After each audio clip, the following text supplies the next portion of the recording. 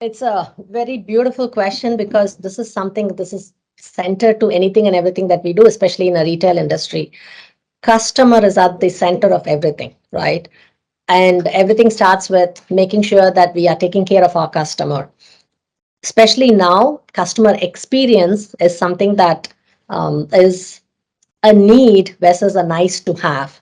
And making sure that we are actually focusing on that is what is setting all our priorities these days. Everything that we focus on is actually on customer experience. How do we make their life easy? How do we make sure that we meet them where they need us? How do we make sure that we are actually offering them the value that they are looking for? And connecting with them, making sure that we are building that relationship instead of just being transactional is something that is definitely prioritizing our work. And I would say, as a CIO for a retail brand, it's very important for us to focus on that. It's not just about the products that we sell, but having that mindset change of starting with the customer, making sure that we are thinking about the customer and making them the center of everything that we do is critical.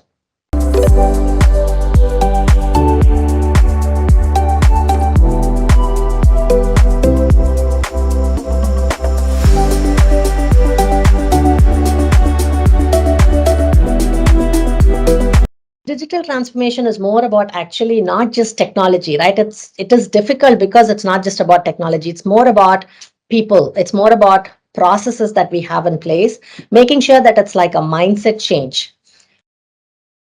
from a like a typical way of doing things, a retailer, and then now moving on to, okay, this is a transformation that we are talking about. It's not just building like new technology, it's not building new applications. It's about how do we change how do we change the processes that are involved in, and then how do we change the mindset of our people. So all of them together, people, process, technology, pulling them together, what makes it much more difficult.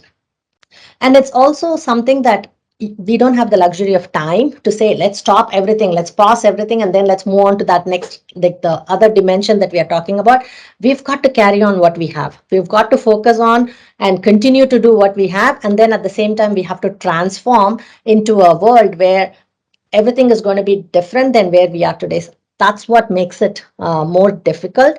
And what are some of the things that we have to prioritize would be making sure that we are all sitting in the same room. So when I'm working, when our teams are working, we sit with our business partners, we sit our product management teams, we sit with our data scientists, and then our engineers are sitting down and actually start with understanding the technology, the problem that they are trying to solve.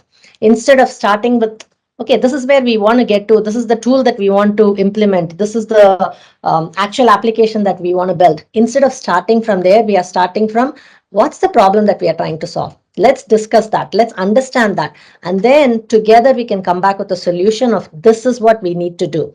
Whether it's a product that we buy, whether that it's a product that we build, right? So those kinds of decisions that we make will all depend on the problem that we are trying to solve. And having that seat at the table, the technology teams having that seat at the table to be able to come back with the solution is very critical. And I think that's what is pushing most of the organizations to be part of the solution instead of just being an order taker to get things done.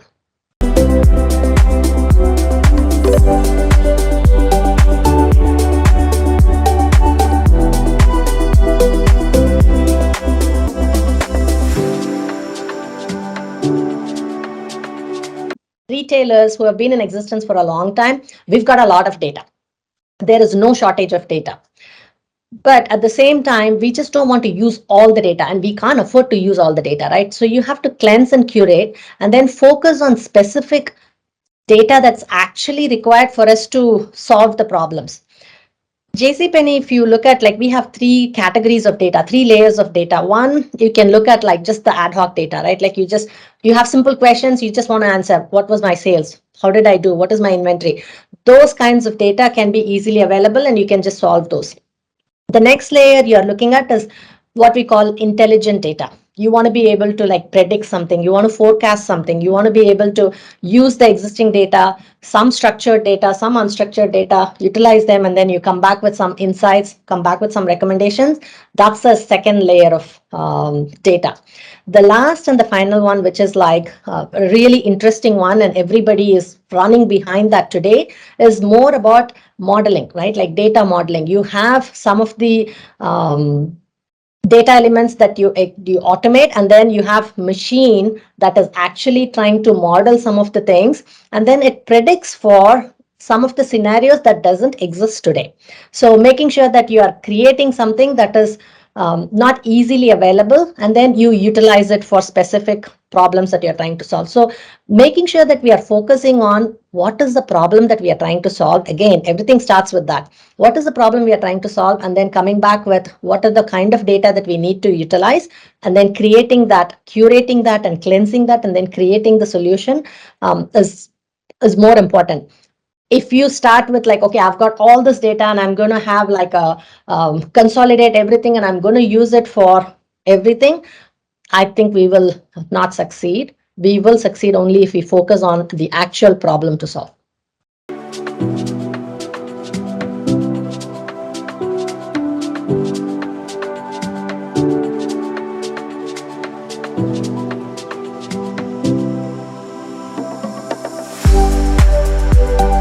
So I think it is more about,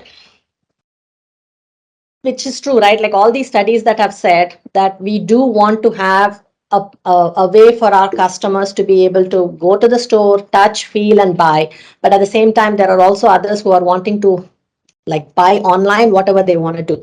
It really depends on how do you share the information? How do you make sure that we keep calling it omni, right? Like omni channel.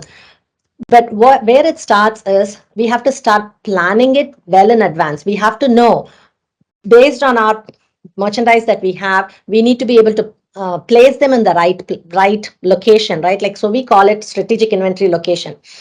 Making sure that we are building omni everywhere, right? Like it's not omni, just omni channel. It's also omni inventory. I need to be able to place. So if I need something in a couple of hours, I'm going to go click online and I'm going to go pick up in store. I need to be able to place that merchandise in that right location. If I want something that I want to touch and feel or fit, wear, and then see if I want to pick it up, then I would go to the store and then I will try it on and then I'm going to pick it up. Sometimes I'm like, I know this brand, I have always used this, I'm just going to, and I don't mind waiting, I'm just going to click on it, I'm going to get it in a couple of days, I'm going to do it. So making sure that we are actually utilizing the history and also some of the data from like external, whether it's weather related or any trend related, or like say for example, and I keep giving this example, if you have an influencer coming to your city, you want to be able to place some of those. If there is a celebrity who's coming to your city, you want to be able to place some of their merchandise in that particular city because there's going to be a lot more sales on those. Making sure you are taking all of this data and then focusing on ensuring that you have the inventory at the right place is very important. The other thing that I would also say is, especially the customers that we have today, when they order things, they are also very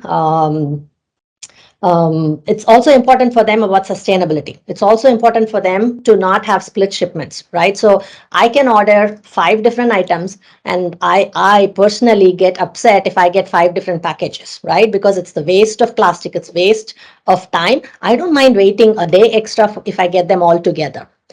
How do we make that happen? It's again making sure that we have the data that we can collect. That way we can place the inventory in the right place so that we can say, let's source it from a place, whether it is from a store or from a distribution center or a fulfillment center, but let's pack them all together and send them out. So making sure that we are focusing on not just omni channel, but also omni inventory, omni everything is what I call it, is important for us.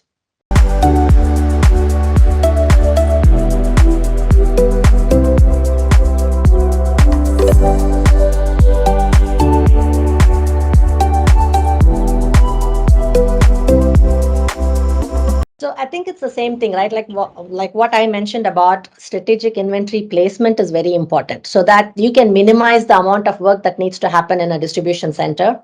in a warehouse. If you place it in the right place to begin with, having the right product at the right place is going to minimize your need for automation. That is what we have to start with, so that we don't have to tackle the issue at the warehouse, but tackle the issue up front, so that you can predict and you can plan and forecast accordingly, and then place them in the right place.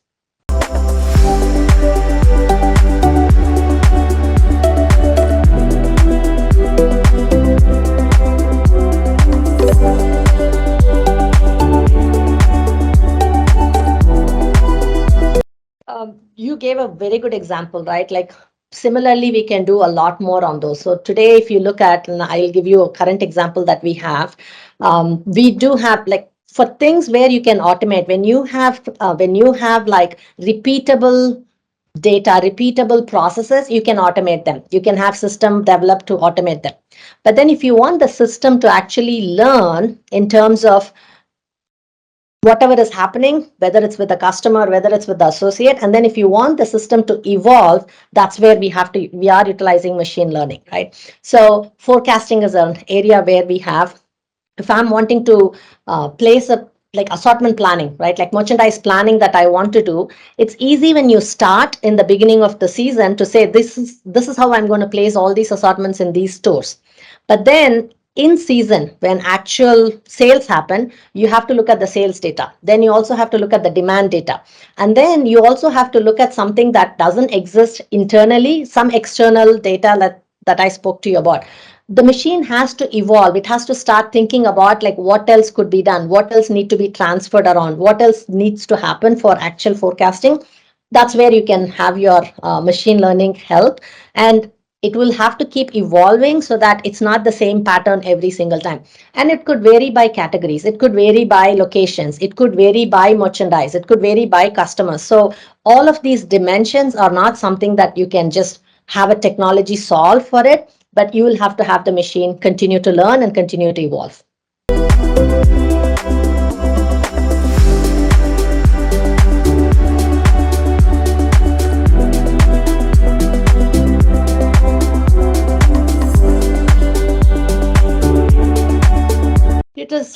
It is a very interesting area. Most of us are starting to pilot proof of concept, do some proof of concepts with them, right? And like anything else, it starts with, if in case you are looking at like a customer facing application, let's start with the customer. Let's figure out how can we make their jobs easier? How can we actually provide them the information that they might not even be looking for? And how do we automate that? Internally, if you look at, we do have applications that we build, systems that we build for our associates. Then we can start looking at how can we make our associates easier, like their life easier when they use systems. So we do have things that we can automate as much as possible.